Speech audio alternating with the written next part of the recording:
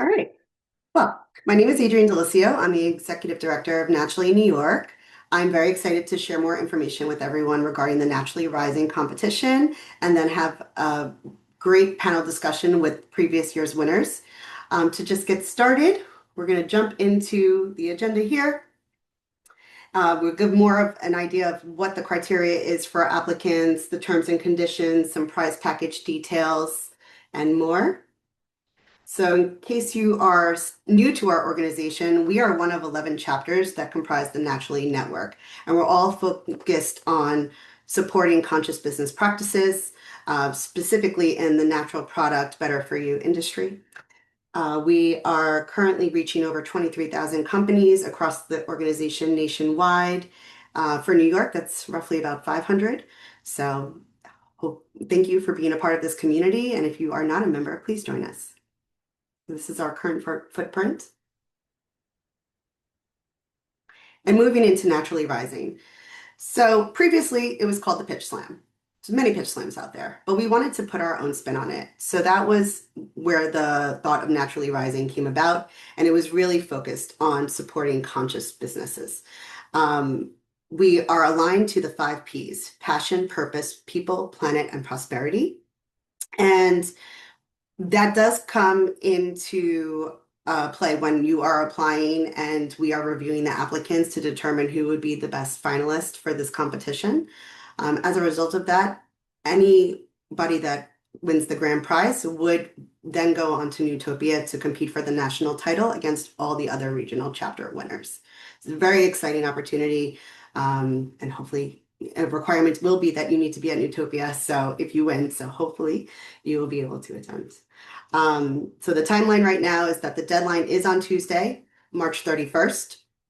We will be having a selection committee meeting on April 8th to determine who the finalists are. Everyone will be notified on April 9th.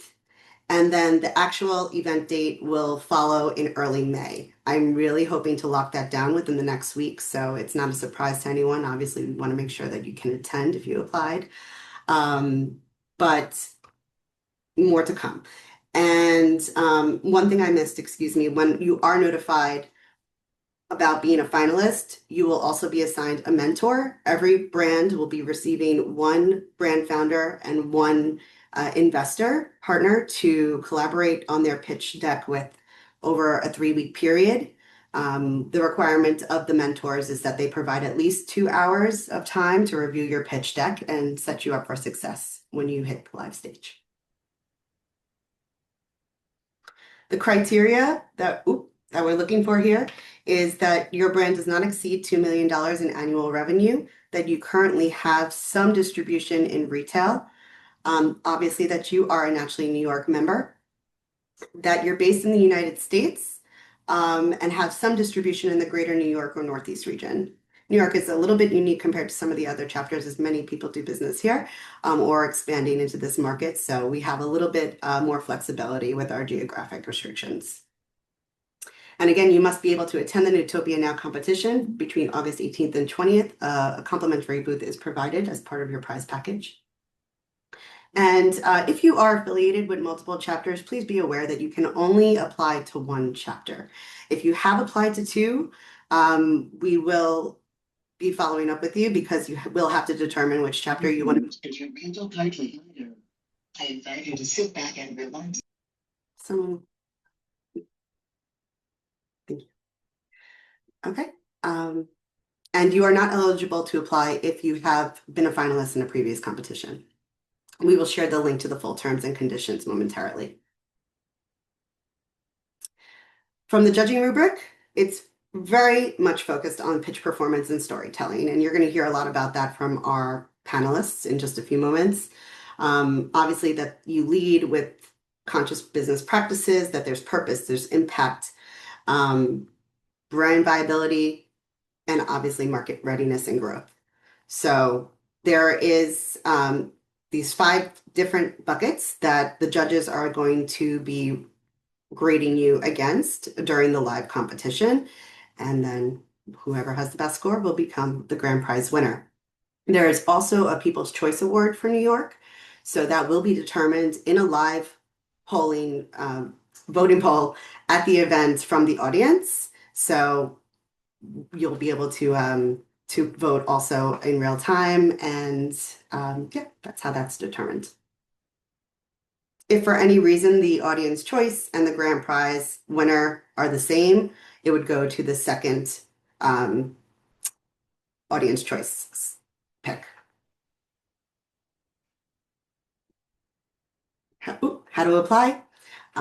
We will reroute the application, but the information included here is a lot about your membership, pitch presenter information that's needed for marketing materials, insurance requirements, etc. So I won't go through all of this, but you'll see that in the application. And if you have any questions, just don't hesitate to reach out. Here are some common questions that have come up over the years. I would say that the biggest takeaway here is that no, you do not need to provide samples of your product ahead of time for the selection committee, but at the event, the judges will be sampling your product either prior or during the session. And there will also be an opportunity for you to have a table to showcase your product to all the attendees.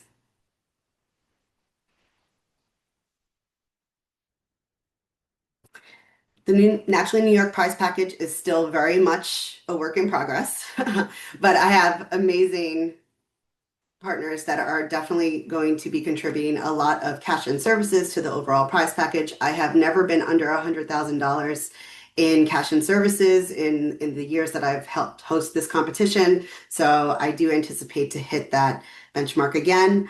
Currently confirmed outside of the $5,000 cash prize for the grand prize winner, again, is the booth at Newtopia, entry into the national competition, and NIQ trend analysis, access to JPG Resources founder cohort, complimentary advisory services, and tickets to industry shows. And just a reminder, please apply by March 31st. And now I'm so excited to bring back to the stage our 2025 and 2024 winners. So I'm just going to quickly just stop sharing my screen and pin everybody here.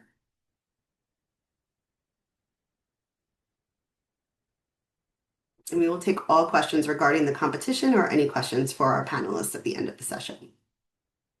If you have any questions, feel free to drop them in the chat and we will address them later in the call. All right. Hi, guys. Please, I'd love everyone to introduce themselves. I guess we'll start with our 2025 grand prize winner, Damiano. Hi everyone, I'm Damiano, founder of Lupini. Sina? Oh, unmute. Hi, I'm Sina Chiriti. I'm founder of pacakge Foods. Lori? Hi, I'm Lori Gittimer. I'm the founder of Whipnotic, a flavored whipped cream company. Jess? Hi everyone, I'm Jessica Kwong. I'm the founder of Jack and Friends, a company innovating in jackfruit jerky. All right, so let's get started talking a little bit about your journey. Let's take it back to the beginning. What made you decide to apply and what was going through your mind when you stepped on stage? So Damiano, I'm going to start with you. Yes. Definitely at that point, we were in a bunch of retailers in New York City, and we wanted to present ourselves to to the bigger retailers, and it was the perfect opportunity, and so that's why we applied to naturally network. What was in my mind, definitely not necessarily to win, but at least to have a chance to present our company to the amazing judges, which was, Rainforest, which at that time we were self-distributing, and Rainforest is one of the best partner on the East Coast for distribution, and Whole Foods, and definitely was our dream. So that was the main goal, to have the chance to pitch to them. Lori? I would echo a lot of those same reasons. I think we at Whipnotic, we're a small team and we don't do a lot of these because of the amount of time and resources it takes to do it and present well. So for us, we were really excited to be part of the Naturally network and ecosystem, and it was an important application for us to kind of continue to build on our relationship with Naturally. And to the same point as Damiano, we were already in existing retailers, but for us, it was a dream. And on our strategic vision to be in Whole Foods, we knew that our local forager was going to be one of the judges.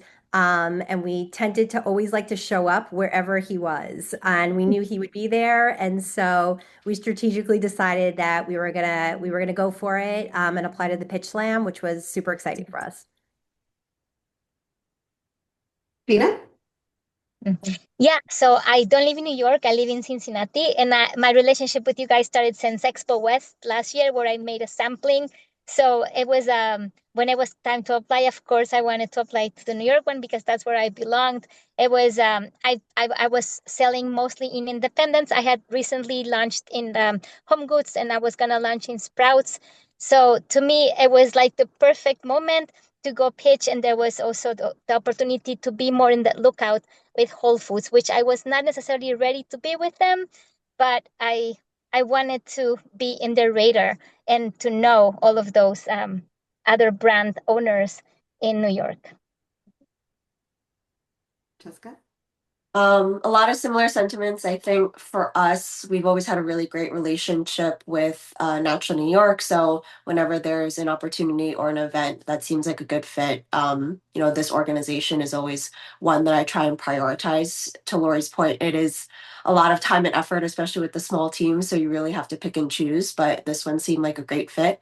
At that time, we were very early on in our retail journey. Like we were just making the transition from more D2C focus to retail.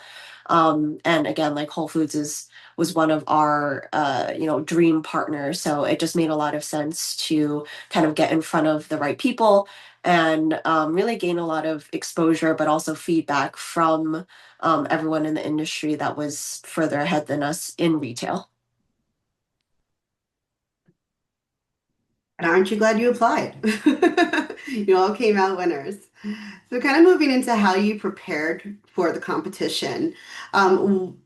Is there, like, how did you prepare for the competition? And what do you know now that you wish someone had told you before you walked in? Lori, I'll start with you.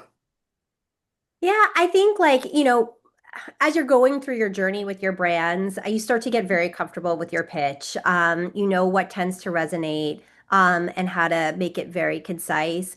I think, there's things that you can control during this process and things you can't control during this process. You can't control what the judges ultimately decide to do. You can't control what questions you're going to get on stage.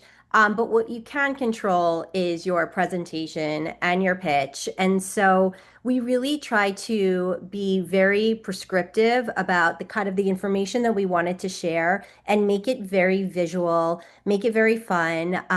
Ours was timed. I don't know if that's still you're under a clock. But for us, it was really about creating the story, about who we are, where we were on our journey, and really just making it, treating everybody who was in the audience like a possible consumer. So why would they be interested? Why would they potentially pick it up off shelf? And so we really made sure that we were tailored to that time and practiced, so that way we can make sure that we got off stage feeling really good about our performance. Practice definitely makes perfect. Yeah, yeah. Jessica?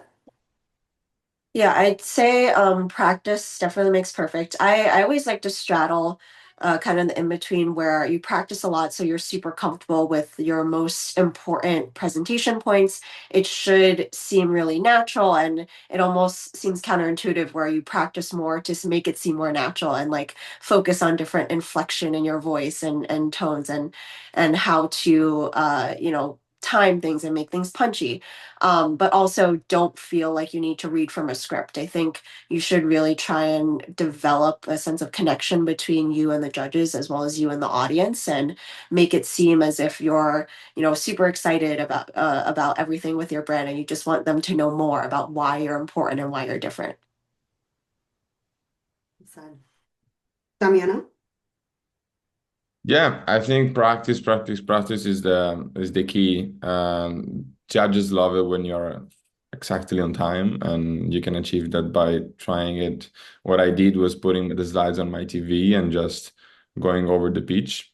And another thing that I did the first time at the Naturally New York pitch competition was being very visual, as Laurie said. So I was pulling out some stuff under the little stage. Like, we have 20 grams of fiber. So I was showing how much 20 grams of fiber was in oats, equivalent of oats and stuff like this. And I think it really worked. And now every time I pitch, I do that thing. So I think being different in this way, it will struck, people will remember you and judges will remember you, and this can make a difference. Tina, would you like to add? Yeah, so I believe in the power of life experiences. So I think every pitch makes you better and you understand what you need to fix and improve for the next one. So I had previously had a pitch with PepsiCo greenhouse accelerator recently. So I had that pitch kind of built, and thanks to the mentors, they really helped me hone into my pitch and make it better. I could not have done it without them and their expertise.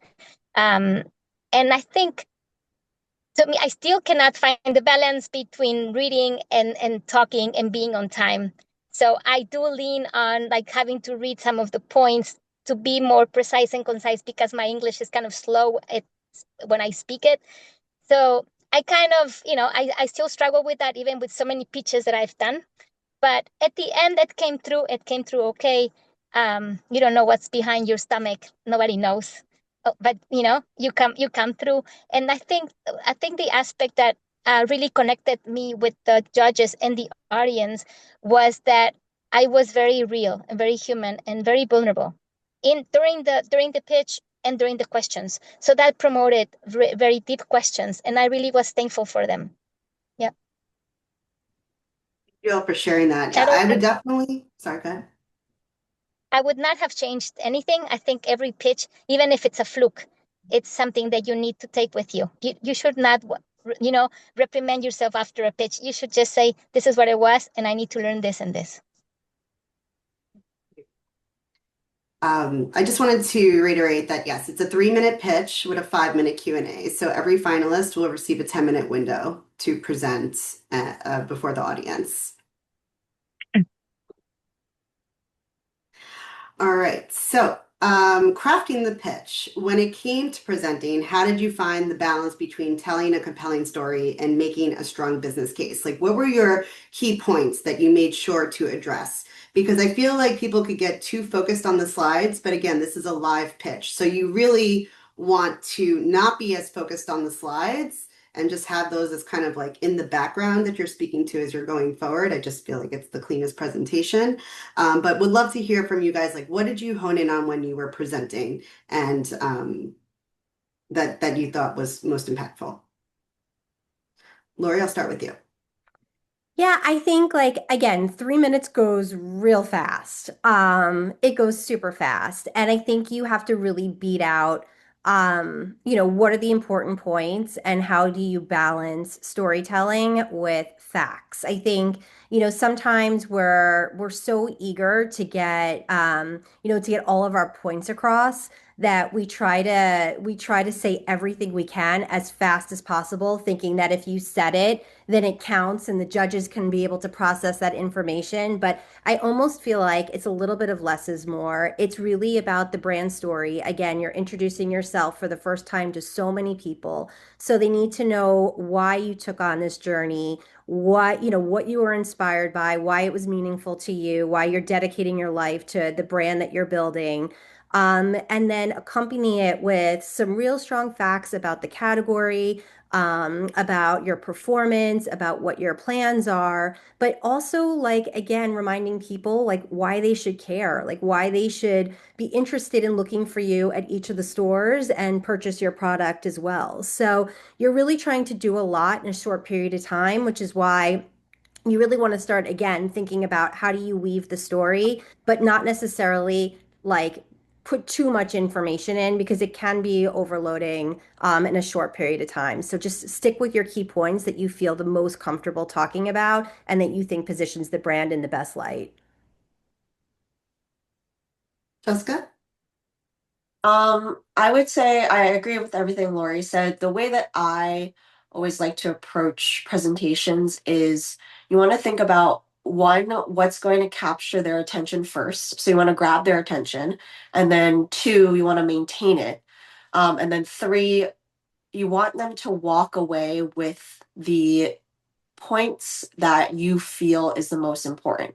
So I feel like all those things should be kept in mind throughout the journey of building not only your slides but also your presentation. So for the slide aspect, like you don't want to have paragraphs of information on your slide because during a 3-minute pitch people are going to be diverting their attention away from what you're saying to try and reading what you put on the side. So keep it really concise. Like people said before, keep it very visual so that they kind of understand the context but are focusing on what you're orally presenting. For me, one of the biggest struggles I've had for presenting is that I come from a technical background. I'm a food scientist by nature. I love all the nerdy little details. But when you have a 3-minute pitch, especially, that just goes in one ear, out the other. You can't bombard people with a bunch of features or overload information. You really have to pick and choose what's the most important and, what is going to resonate with people. And I think, particularly for this pitch, my mentors were really impactful that they're like, why are you not speaking about the story and like the mission and the reason why you started this brand, like in the first slide? That should be what you open up everything with and then talk about, the product and everything that you're doing. And I attribute that a lot to kind of the success in this competition, but also just, helping frame future presentations. Tina? Yeah, I think, well, yeah, the power of starting with the story and the why you are the right person to lead this company and why this product needs to be in the market and grow. For me, was key to present like the solution, like what was I able to find to make my product scalable and go to market. And then at the end, you finish with the potential that you have. I think that was very important in my presentation, and and and to me the storytelling and the power of um, you know the overcoming of obstacles and problems. You can also synthesize them to let them know the resourcefulness or the resilience that you might have. Fabiana? Yes, I would say focus on what's cool for your brand. It can be your story, it can be something unique that you're doing, it can be an ingredient that you source, I don't know, in a remote place and you're going there. So you should do the storytelling, but you don't in 3 minutes you don't have time to do everything. So if you have a pretty normal story as a founder, maybe don't tell that, but tell something on your product or vice versa. So I would say choose one and do the storytelling and do a proper storytelling. So build up and then reveal something at the end. So people are hooked and they follow you. And for the slides, support the slides with cool pictures if you have it. That's way better than putting paragraphs. If you want to put something, put numbers, big numbers.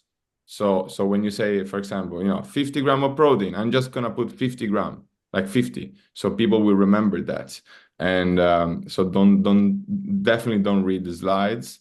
And yes, I think big numbers, big, small, like words and pictures.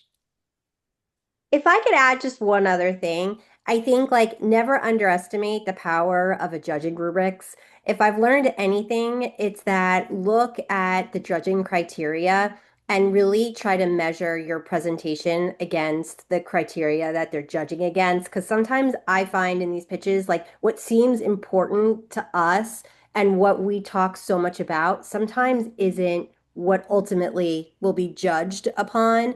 So I think if you're kind of in it to win it, also start backwards of like how will this be judged and how can I craft a story that's going to hit each of these points so that way when they're judging each of these points, it leaves no area of opportunity for them to take points off. A great point. I feel like sometimes people are a little too focused on sales, current distribution indoors, and this is really about speaking to your product and telling your story. While all of those points are very important to have, I think should be secondary to why you started this brand, what impacted you to start your brand, and also, what's your vision for it going forward? So this is my favorite question. So beyond the win, the prize is just the beginning, but what doors have opened for you after the competition that you didn't see coming? I know some of you spoke about some of the extensions that happened as a result of the event, but I would love to hear them again for everyone. So I'll start with Lori.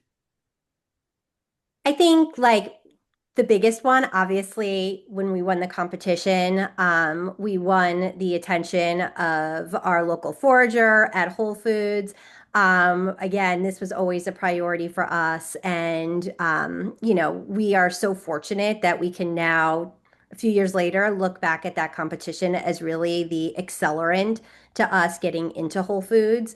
And so there's no question the ROI on that competition has been huge for us.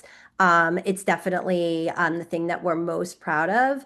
And then, I think again, like we wound up leaving with a lot of new consumers. And I think that's, you can never underestimate the opportunity of sharing your brand story and more about your brand to 300 people who may or may not be familiar with it. And so that for us has always just been an exciting moment that we continue to hear about years later of people who remembered the pitch and remembered us on stage. And so there's a long tail to the competition as well, which is wonderful. Dina?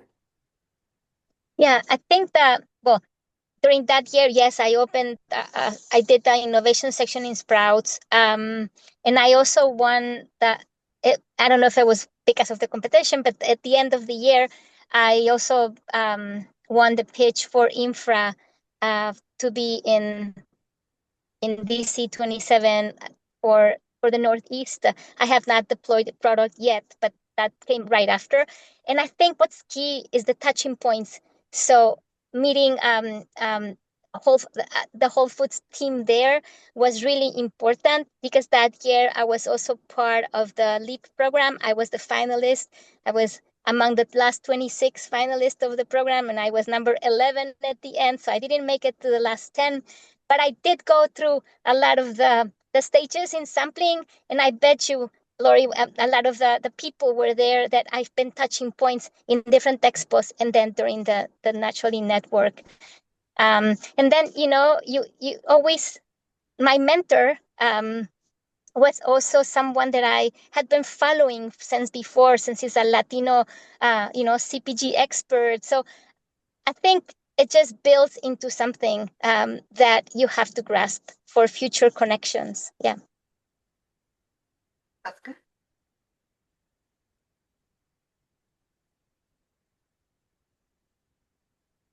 I was muted.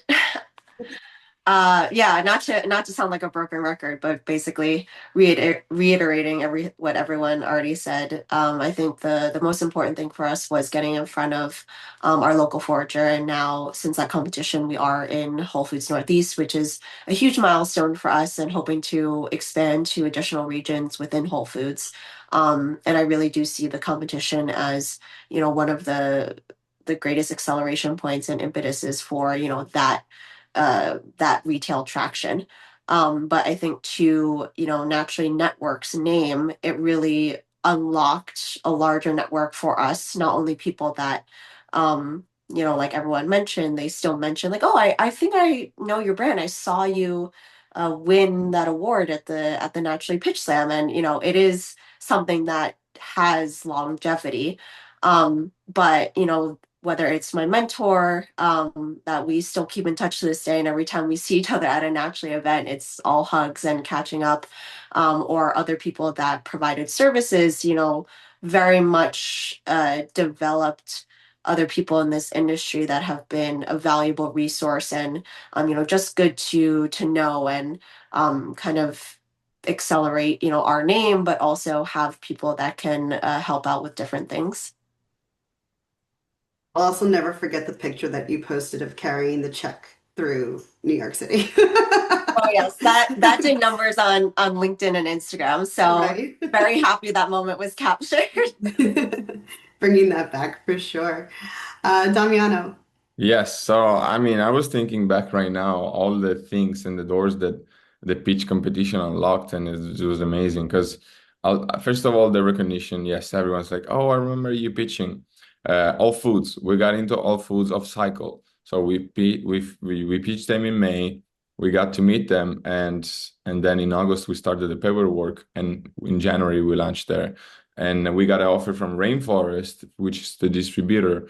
And we got the opportunity because we won the Naturally New York to pitch in Newtopia and having a booth in Newtopia. And Newtopia was amazing for us. And we couldn't do it without, I would have done Newtopia without winning this competition.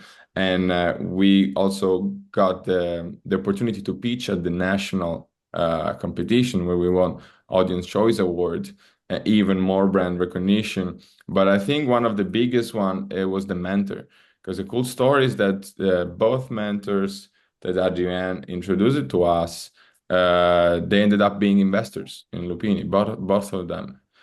So I think that's pretty cool. And I mean, both of them are amazing in the industry, but one of them especially is a CEO of a big company in the frozen space, and he played a pivotal role on getting us other investors, especially venture capital, because they trusted that mentor was so big in the space that allows us to close the round. So definitely yes, this competition was amazing for us. Thank you for sharing that. For all the folks on the call, I may not have highlighted this, but the judging panel will be exclusive to retailers and distributors, again, focused on the greater New York area. I do have some very compelling people to share with you, but I can't send those details just yet until I lock down the date. So, but you will not be disappointed, I promise. And of course, we're going to invite all our VIPs to attend, because we are here at the end of the day to obviously give you as much exposure through this competition as possible. And it seems like everybody has been able to capitalize on that even after the event. So that is why we put all the effort into hosting such a huge competition for our community. I'd like to also talk about the People's Choice Award. So this question's for Sina and Jess. Winning the People's Choice Award is driven by the community, not by the judges. And I'm just curious, did that feel any different to you? I'll start with Jess. Yeah, I think it did feel different. It felt validating in its own way where, I as much as, I value our expert panel of judges and, I want their opinions and everything. As a brand, we do have to speak to the broader consumer community as well. So even though we didn't win the grand prize, seeing that something about our product, our mission, our brand really resonated with the audience of people that are interested in our exact category, natural conscious brands, felt very good. I think again, like having people come up to us after the competition and then even now, like 2 years later, being like, oh, I remember your pitch. I loved everything about your brand and your product. I've been following along since then. It really, helps, especially as a brand owner when things can be going south. Just like having someone echo some words of support is super validating for sure. Tina? Yeah, when I finished pitching, I felt really well. But then when the questions came and I ended up in a very open, vulnerable position, I didn't come to the pitch thinking that I was gonna open up and be very honest and about my questions. I when I finished, I said I'm not gonna win. So I kind of knew that I have this idea that you need to win with the judges when you have no flaws, when you have only certainties and a lot of more confidence. And I kind of knew that I wasn't gonna win the judges, but I was not expecting to win the audience choice. And I was so surprised, and I was very moved that I actually was able to reach their minds that way in their hearts. And the feedback that I got later was so beautiful. And a brand that I so admire, Rind, he texted me by Instagram, like right there at the moment, Sina, you were great. So I was so honored. And then even the judges came to me because I received, so many questions from the Whole Foods judge, and she was particularly into my pitch, and she then came and gave me a hug. It was just a very um, personal, touching, and brand embracing moment. I was so thankful for it. I was high for days, and I am very thankful. Well, it was incredible. Um, and I'm very thankful for it, and I'm still enjoying my GPJ accelerator program. I'm almost finishing with it, so I'm still relishing the rewards from my prize. I will never forget that moment. I felt very validated. Yeah. Making me misty. It's like why, we put all our hard work into this, and just the fact that it's impacted you so deeply is just all Yeah. the reward we need. So thank you for sharing that. All right, so my last question for you guys is if you could give one piece of advice. I mean, you've given a lot of advice already and great tips, so I appreciate you for sharing that. But if you could give one piece of advice to someone in the room who is thinking about applying, what would it be? Oh, Damian, I'll start with you. I mean, have fun while doing it. What else? I mean, what helped me craft the pitch is I always do at night. I don't know if it was for you, but I usually when everything is quiet, everything is dark, and I craft my pitch in an all-nighter. I don't know. That's a weird advice, but that's what worked for me every time I do a pitch. Makes perfect, even if it's on. All right, Lori. I guess I'm more of a daytime after coffee kind of girl for my pitch sessions, but I mean it's so basic, but practice. I think, the days get so busy, and it's so easy to get distracted and get back to the job at hand. But I do think the time goes by very quickly. I think scripting it out and feeling very comfortable with what you want to share, being yourself, having fun, all of these things, the more that you practice, the more fun you will have, and the more you will be able to be yourself. So, it's basic advice, but I think in these kind of moments, like, make sure you go up there and you feel like you've nailed it. I would say if you're hesitating about applying, just go for it. I think you miss, 100% of the chances you don't take. So you never know what will happen. You could be at this next panel session next year. But if you do, apply, get in, and make it to the finals, I think focus. Like, this is a huge opportunity, and I think, like, don't waste it. So make sure you're dedicating your time, your attention, practicing, making sure that you can show up in the best way possible. Gotta be in it to win it. Dina? Yeah, I would just always try to like write down and remember what are the goods that your brand has to give, and be very specific about them, and constantly be finding the reasons why you are important and you need to be. Yeah. Thank you all so much. I'm going to now turn over. I see a lot of questions in the chat. So I'm first going to just address any questions that are related to our panelists here.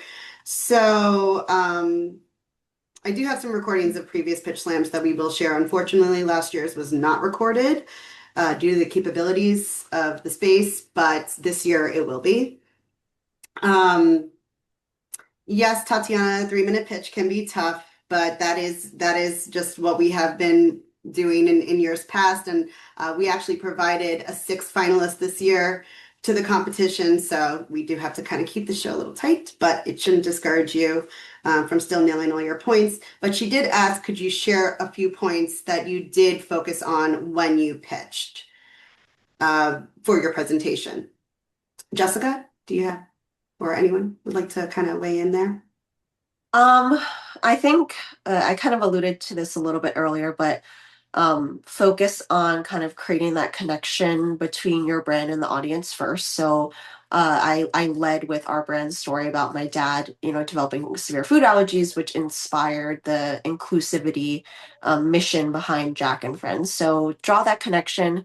Obviously, talk about your product, what makes it different, what makes it important, and then anything that you feel showcases why you're a shining star, whether it could be, retail velocity, it could be sales, it could be something totally different, but figure out what makes you stand out and try and hone in on that. Damiana, Sina, Laura, honey. Yeah, I mean, for us, it was I lean a lot into the sustainability of our main ingredients, which is lupini beans, and which, it goes well with the 5 Ps.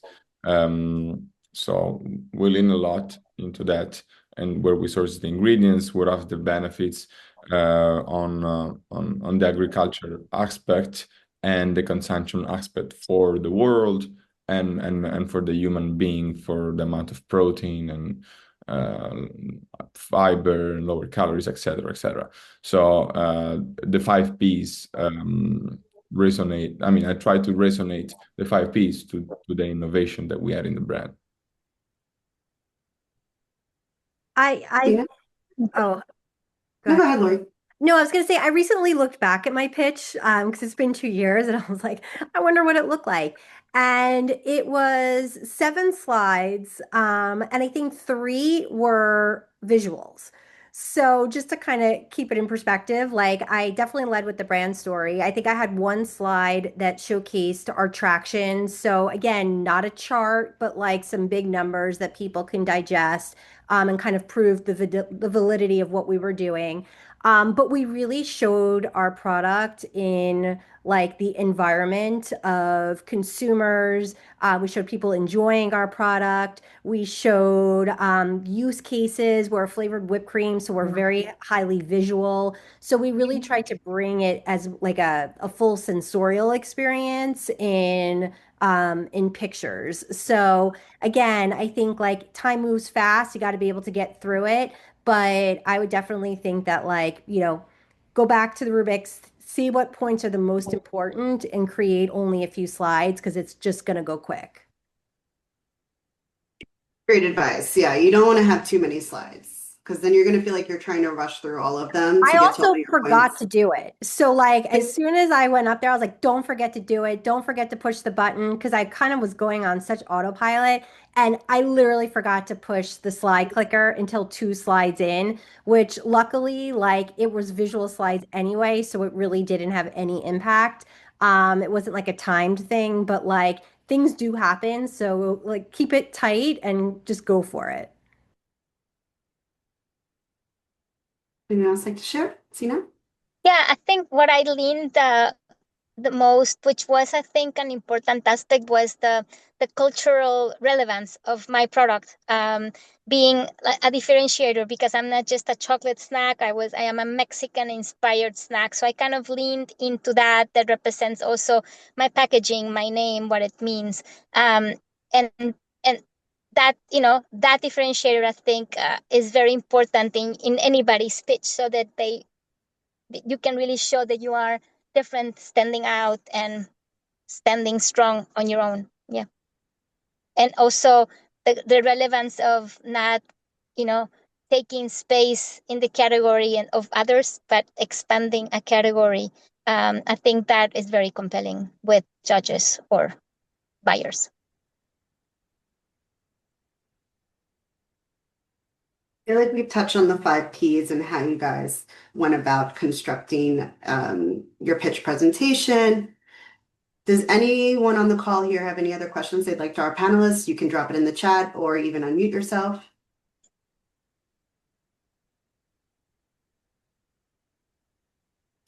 Okay. I want to reply to Maxi from Epic Candy because Please, yes, I she's just saw that. asking how many doors, right? I mean, at the point last year we were like in 50 doors, while Wild Orchard from Michael, which if honestly one of my favorite company. They were already in all foods, I believe, nationwide, but they didn't win. So I think there is not a sweet spot if you have to be, you know, in 500, 1,000 doors or in 50 doors.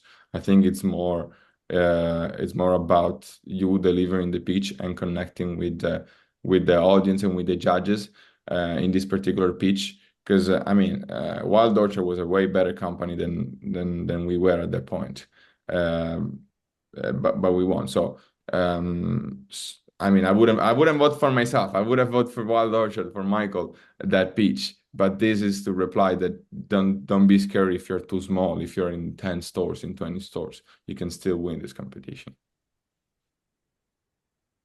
Yes, I do recall Michael Ham from Wild Orchard. He really did focus his presentation on the 5 Ps. There was a slide kind of speaking to each one, which was very well delivered. And but don't feel you have to do that.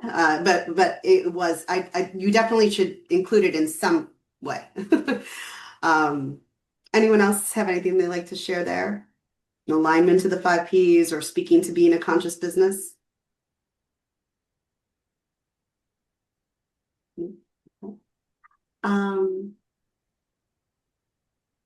Questions in here.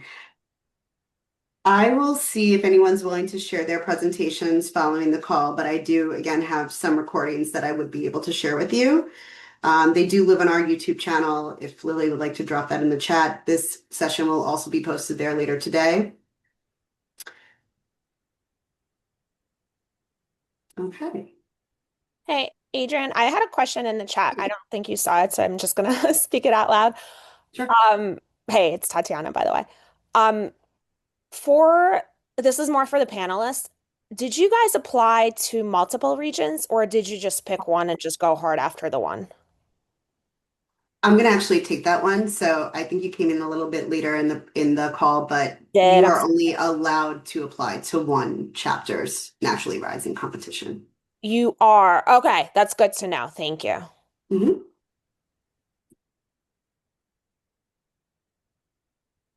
Any other questions for our panelists? This is Mo from Brook 37. I just want to say that this is going to be our first pitch. So I'm super excited, and this was so helpful to hear from the panel. So thank you for organizing this.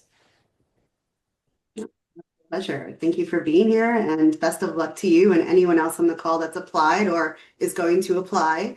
Of course, we are here if you have any questions along the way. I'm really excited to kind of dive into the next steps for everyone. So. Adrian, we probably got confirmation emails if we already applied, right? Because is that a way to confirm it? Just to, I guess, look through our emails and see. I think I already did. We can confirm that you did submit. Yes. Oh, and if you have questions about your application and what you should have received some kind of confirmation after you submit it. But any further communication will be directed from us. Thank you so much. Hi, I have a question. Please. This is Suja from Ideva.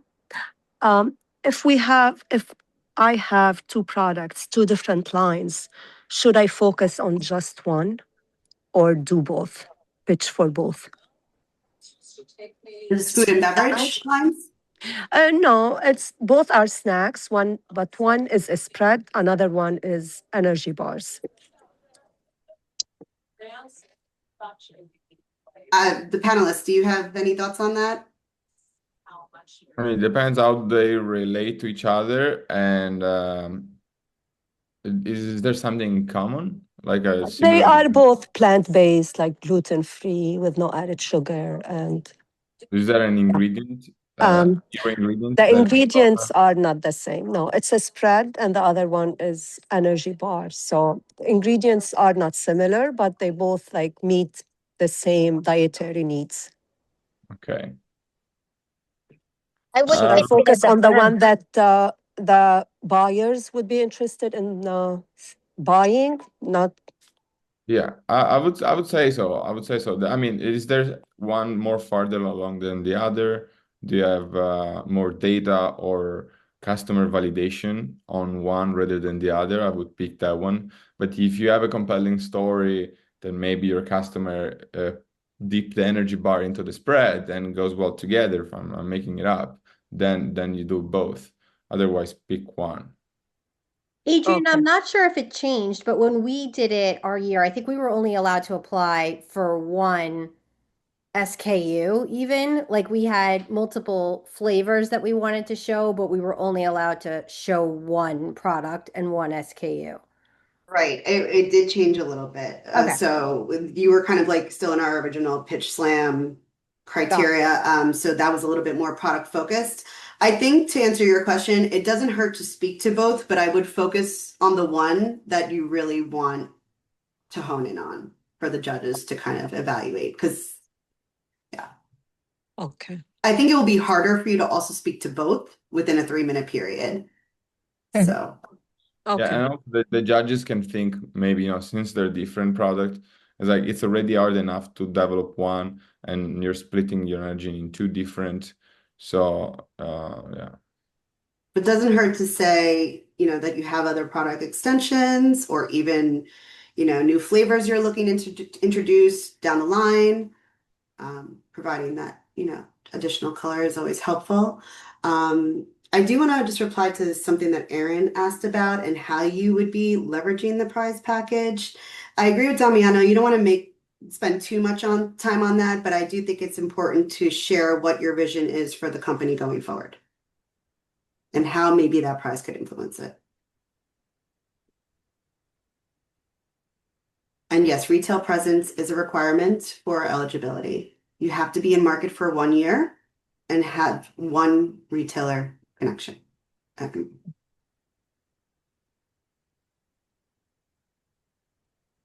Is innovation a big thing? Like it has to be different than other brands, other products out there.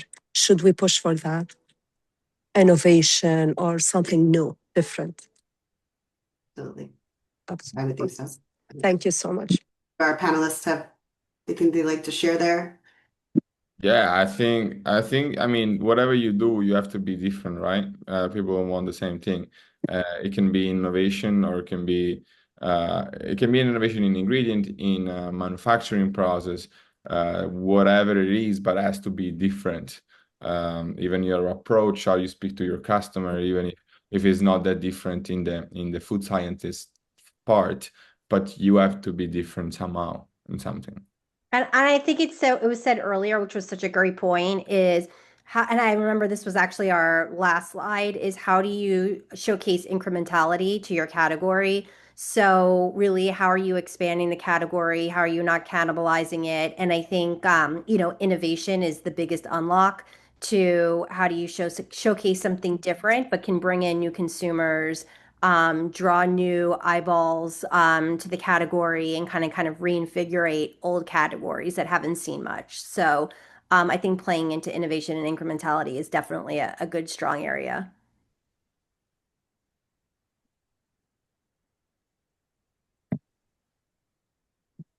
Innovation is key. This is a very cluttered environment. Should always be thinking about how to kind of separate yourself from the rest, both on shelf, in your pitch. That at the end of the day will hopefully bring you great success. I think Jose has the hand raised. Oh, Jose, please. Thank you, guys. Very inspired. I've been hesitating to tell anybody about my product yet until I listened to you guys. So now I'm going to prepare for a pitch, hopefully sometime soon. My product is a very innovative natural ingredient product, but I have no sales yet. So what I'm looking to get is actually investors. So my question is, should I wait until I have actual sales and actual consumer traction, or I should just go for it and tell people about the innovative opportunity that is not yet a reality, so only an opportunity at the moment? Do you have the product yet or not? Yeah, product is ready. Yeah, so just get out, we finish this call, go out and go to your first supermarket independent, show your product and say, I want to sell it here, I come here and do the demos, and you'll get the first one. If they say no, you go to the next one and you go to the next one. And so you'll get into retails and then you can apply. And so I think you just get out of the building, that's what they say, and start getting independent stores. And then you speak with your customers, you learn from them, you ask questions, you get your customer number, you call them 2 weeks later and ask questions, and you learn from them, and you either iterate your product or validate your product. Beautiful. Thanks. Yeah. We have a few minutes left. Anyone else have any questions? Hopefully I've addressed everything in the chat here. I've been trying to keep. I love the engagement, so keep it coming. How in the weeds are financial focused questions? I'm going to turn that to our panelists. Did you feel you were asked a lot of questions by the judges about financing? I don't recall it being very, I mean, for us, there was a lot of technical questions. There were some retail questions. We did get there, I think on our panel, there was an investor as a judge. And so I think the question was more about like fundraising in where we were in the process and kind of our thoughts on fundraising. It wasn't in the weeds. We've been on other panels and other pitches where it's very detailed in terms of finance. This, they only have 10 minutes of questions or 5 minutes of questions, and everybody's got to ask a question if that's the same format. So you really don't have the opportunity to get into the weeds. But in any business, everyone's going to always tell you, know your numbers, in case something comes up and you need to be able to speak to it. I was All right, gonna, while they're oh, sorry.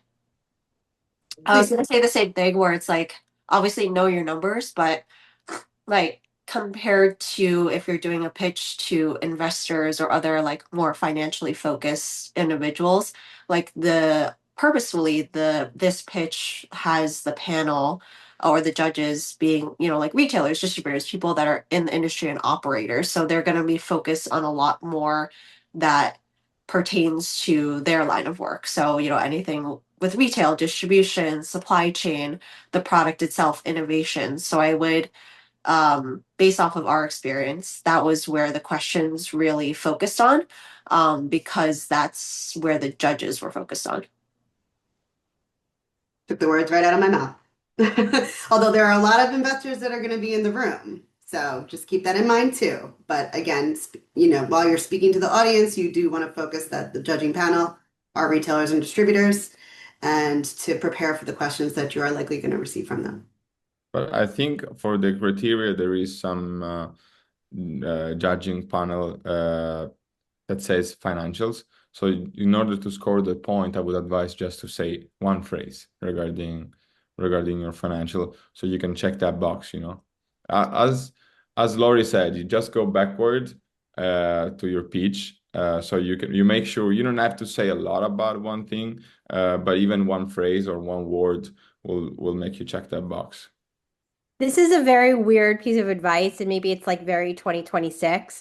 But like what I've heard a lot of people do now is they take their written pitches and they put it into an AI platform along with the rubrics, the judging rubrics, and be like, is there any weakness here? Have I hit all the points? What are the areas that I should build out? And it actually is a really good tool for being able to say, like, okay, this is an area I need to build out more, or I didn't see this as a blind spot because I'm so knee deep in my business. I didn't realize that I might need to go deeper here. So just I'm not necessarily always pro AI, but I think it's a good opportunity just to get a little outside perspective on, is it meeting all of the criteria of the competition? Good advice. But also your mentors. So you make sure you spend time with your mentors. First of all, because it's helpful, and second, because you never know, they can become investors, you know. For sure. All right, well, we're at time. I want to thank you all so much again for being a part of this virtual event today. We look forward to seeing everybody soon at the May competition. And again, we will follow up with the recording, notes from the call, the deck that I shared earlier, the pitch videos. I think I covered everything. So thank you again, and we'll see you again soon.